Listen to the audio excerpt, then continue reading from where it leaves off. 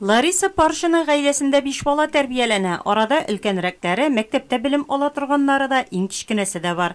Нурлат янгын күзәтчелеге эшчәнлеге бүлеге хезмәткәрләре җайланмаларны урнаштырганча, гаилә әгъзалары белән инструктаж үткәрә, ничек эшләүе турында аңлата. Видишь, здесь пазы, вот эти круглые, и вот эти вот круглые тоже. Вот они сюда входят, вот так вот, и на полоборота ты их закрываешь.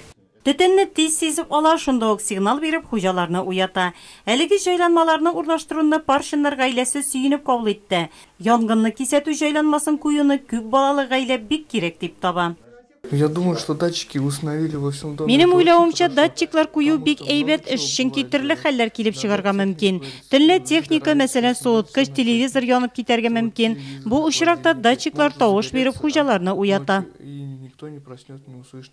Нурлат янгын күзәтчелеге эшчәнлеге бүлеге хезмәткәрләре төтенне сизү җайланмаларын 2 ел эчендә районда 66 гаиләгә урнаштырган.